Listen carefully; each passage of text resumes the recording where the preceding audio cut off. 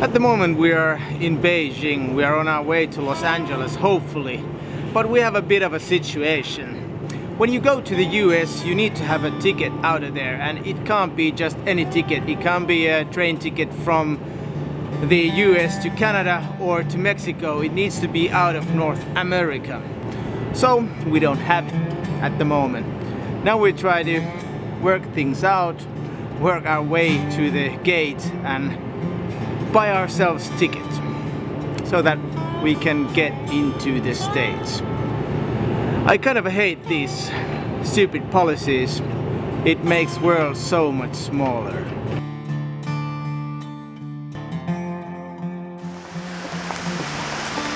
We have tickets. We were able to buy tickets online, so we're going to the US to meet the jolly guys of the Homeland Security.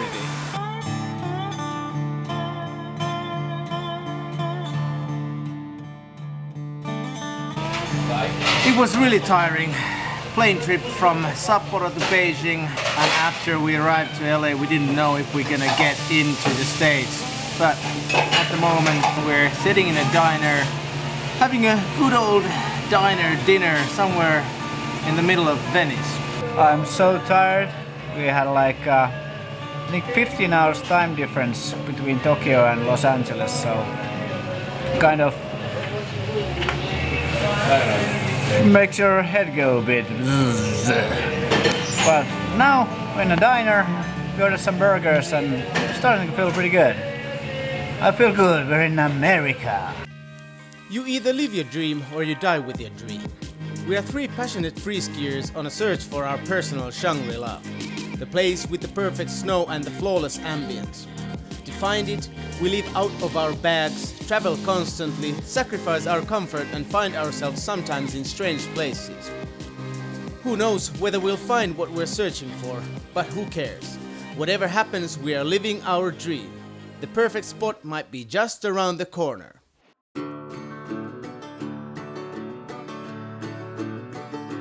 Venice Beach Boardwalk. Renowned for its rich and diverse atmosphere, beautiful landscape, beaches, as well as hundreds of street vendors and performers. This is Venice Beach during the summer, I guess. During the winter, the atmosphere is a lot more mellow. Only a handful of people strolling around. Weather isn't the warm you thought it'd be, and water cold as usual. Still, time spent here is memorable. We're in California. California sounds like a dream with all its beaches and the American way of living. But life is not that perfect at all. Millions of people come across the border to California in the search for a better life and get lost while searching. In my opinion, the border between US and Mexico and the legal or illegal immigrants are what define this part of the country. So to get a bigger picture of California, we won't be heading towards the mountains, but instead to south, towards the border.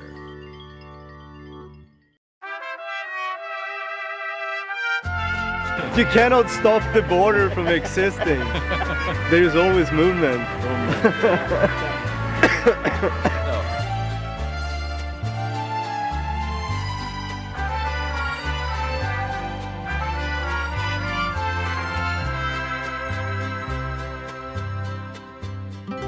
It used to be an exotic and a fun thing to cross. We crossed for fun, to party, you know, the fortunate ones that came here, Scandinavians and other foreigners, live in California for a while, went to school, maybe formed a family, and then we want to go a little crazy. Yeah, we crossed the border and to party in the summer, right? So that's what we did, and it was really safe, a lot of fun. The Mexicans did the same thing. They came here. It was a little bit easier to come in those days. They worked for a little while. Some just came to have fun, shop a little bit, went back. Now it's so expensive to cross for them. You have to have permits, or you gotta get smuggled across. And the risk we're taking crossing down, bringing our own vehicles, the medical hazard of going down there, if something happens, if I trip on a stone, or if I get shot in the leg because I'm in the bad part of town at the wrong time, it doesn't really matter. It's not worth it for us to cross, and for most of the Latinos coming here, or from other part of the world that want to sneak across the border here, it's not worth it anymore. When I came here 25 years ago, it was paradise still, but it was fading fast, and now it's gone. It is truly gone.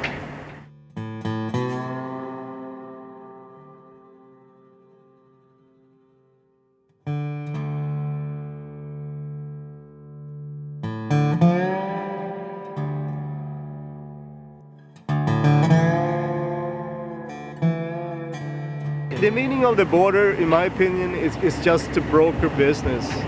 It's the people south of the border, the few that really got it, they're super rich, whether they made the money legally or illegally, doesn't really matter.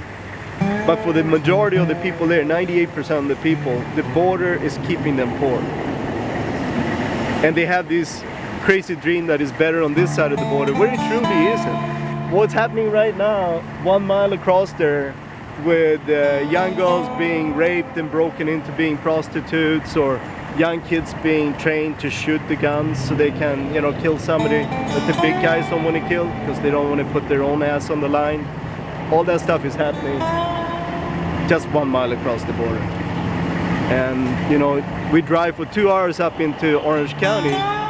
Well, their same bosses, wives and whatever, they're put up in nice homes up there, and they're gonna fly to Vegas tonight from John Wayne Airport, Orange County, and go gambling for some of the profits that these young prostitutes are bringing in today here. The contrasts are crazy. But I think that's because this country has been so rich for such a long time, and now it's going down fast. The contrast gets bigger when times are desperate. The United States is desperate, Mexico is desperate. The border is gonna be a crazy place. Do I agree with this? No, you just have to watch a few of the Hollywood movies. Are they exaggerating things? Yeah, they try to, but they cannot even depict how bad the real world is. Nobody can show the truth. It is just that dangerous and bad. The border zone is nasty. Dreams are personal, okay? The dream exists for people that don't live here. There's a few that come here and you might have a dream for a while, and we all trying to keep our dreams alive.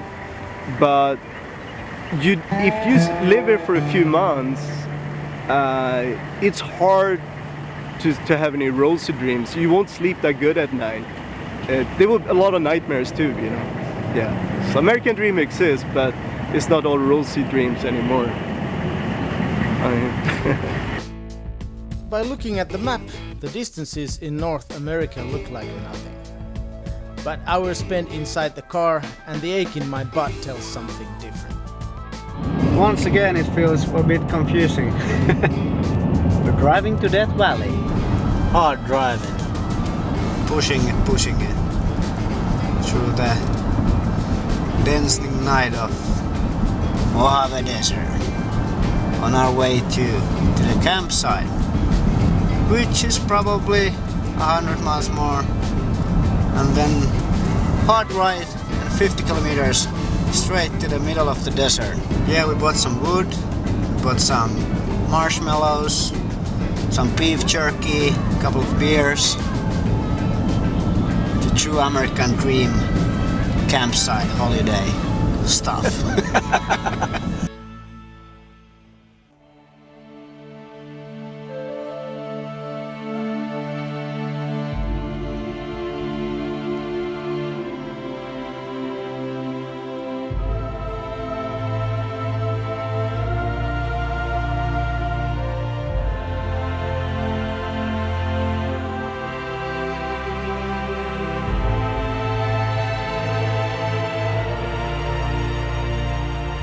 I thought I've seen one or two things, but I thought wrong.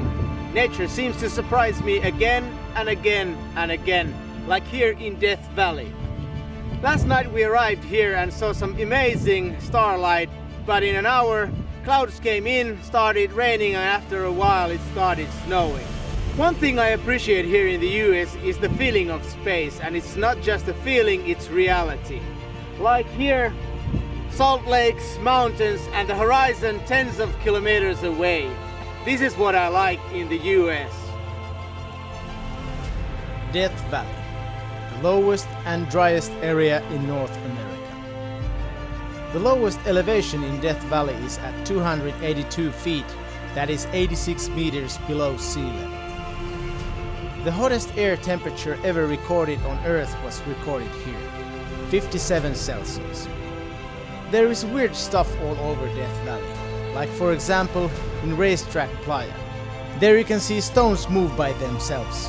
No one actually knows how the stones move, but you can see the marks on the movement in the sand.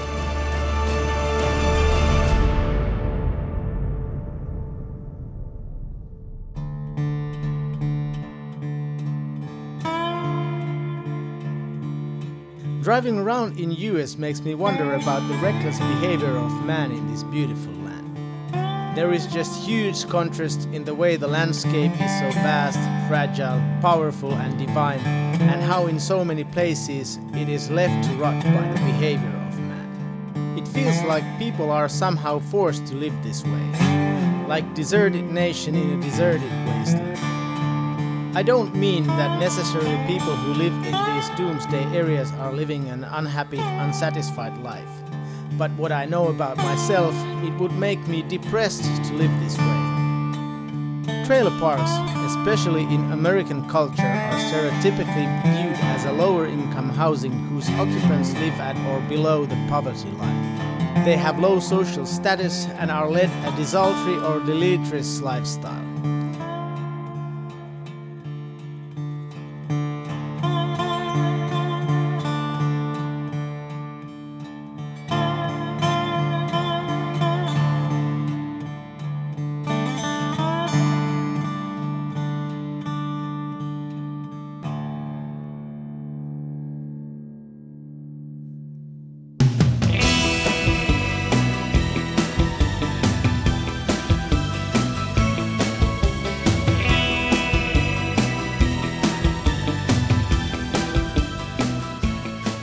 Majava, what's the dealio? Yeah, we're in the parking, looking on the couloir, and our couloir it goes straight to the lake, and then it's kind of like have like some one fork on the way up. We would like to go the higher, but I don't know. It's a bit rocky actually for the beginning, and it's quite steep over there. Maybe not that much good skiing, so we'll see how it goes. We go on the hiker's left fork. That's cool. Anyway, so. Yeah, from the south walls you can see how bad the snow conditions are at the moment. Just plain rock. Couloir is a cool environment, easy to control, but when something happens, not that easy. Checking out the snow conditions. Some points you find like really hard that even the crampons hardly go through. Suddenly when you're walking it might go through like this. When you're skiing and when the surface collapses you might fall, and it's really dangerous because this is really slippery. If you fall over here you're gonna slide all the way down. No way you can stop.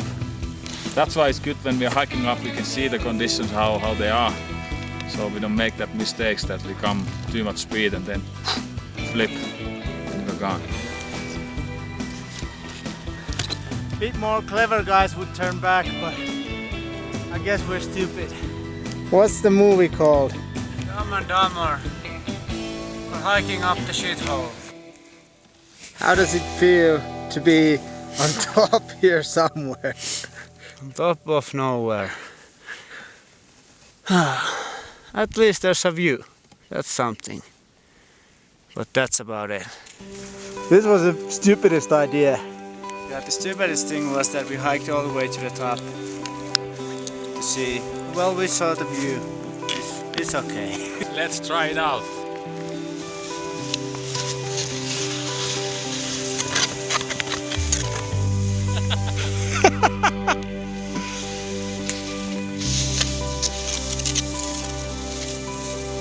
Lot of rocks, man.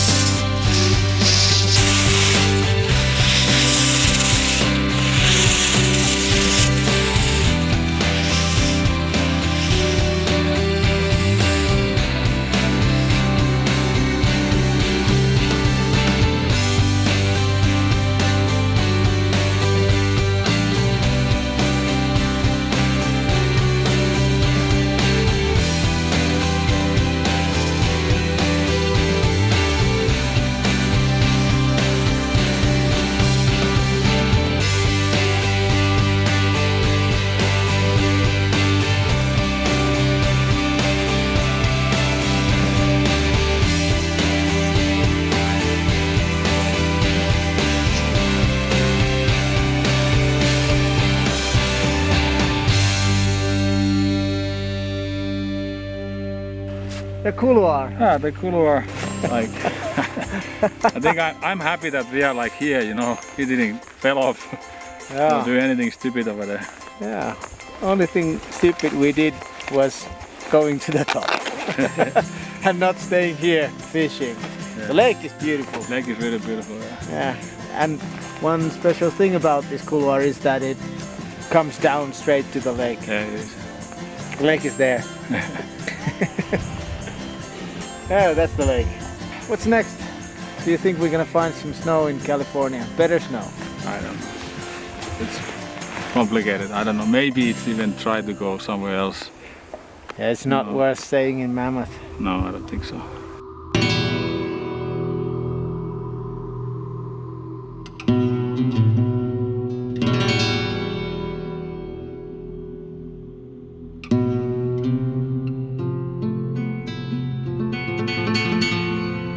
We continue towards San Francisco, our last destination in California.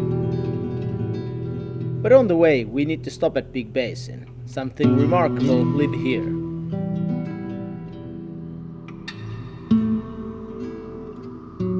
We're now in Big Basin, a bit south from San Francisco, in a place where giant redwood live. These are gigantic. Jani, what do you know about these giant redwood? Well, they are one of the biggest trees in the world, and measured in height, they're the longest ones. The tallest is 115.5 meters. And the volume, I think it's quite big too. The biggest is 1,200 square meters. It's not the biggest in volume, but tallest in height. These redwoods. Yeah, the giant sequoia is actually the biggest one. There's one called General Sherman, and it's around 1,500 cubic meters. And they calculated that you can make almost 40 big wooden villas out of that one. Kind of a big trees. How about the diameter? These are not the biggest one, but these are kind of huge. In diameter, it's around 8 meters. And going around is 31 point something. It's a big tree. Yeah, it's a big tree. It's not a pine tree. I always thought these are pine trees, but these are actually cypress. Yeah, it's related to cypress. It's its own family sequoia, but it really is related to cypress. Yeah, and actually here in Big Basin, these aren't that big redwood. Well, they're big, but they're still small and young. And they actually are one of the, not the oldest, but really old trees. They can live up to 2,500 years. So, from the beginning of birth of Christ Yeah. to these days, they've seen it all. Yeah, they've seen it a lot. And actually you can see there's a lot of like burn marks from bushfires and stuff like that, so they really are old. And many times I say I'm confused, but now I think I'm amazed. Yeah, these are great. Yeah. Start climbing, man.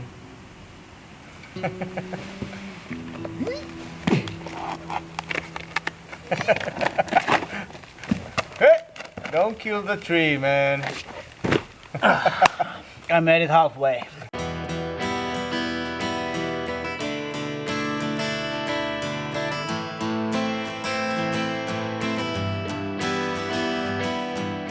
Along with New York, San Francisco is one of the American cities where you can feel the collision of the true American culture and the vibes from the old continent.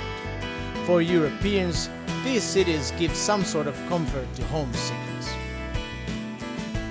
The coastline is amazing, and for me it's the natural way to experience San Francisco. With some dung and a scrap and a red snapper, we head towards China Beach to have some good old American barbecue. This will be a perfect way to end our long journey in California. But before the grill is lit up, one mention about this place. Wherever you travel in California, it's just pure awesomeness.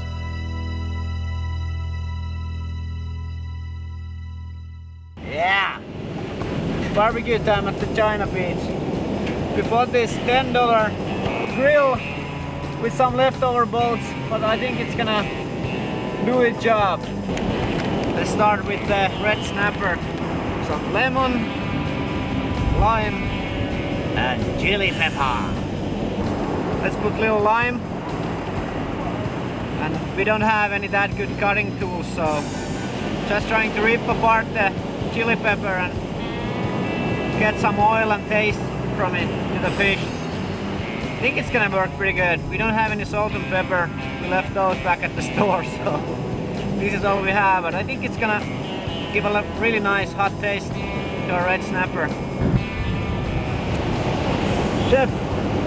Oh, it is hot.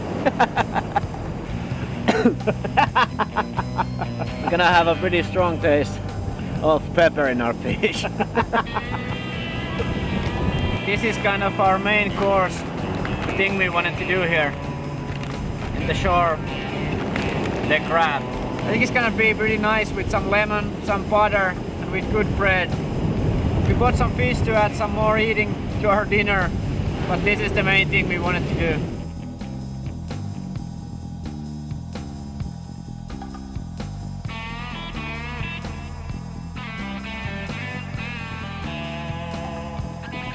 I think our fish is pretty much done. I think we should start with this one. Just lift it here on the rocks and start eating.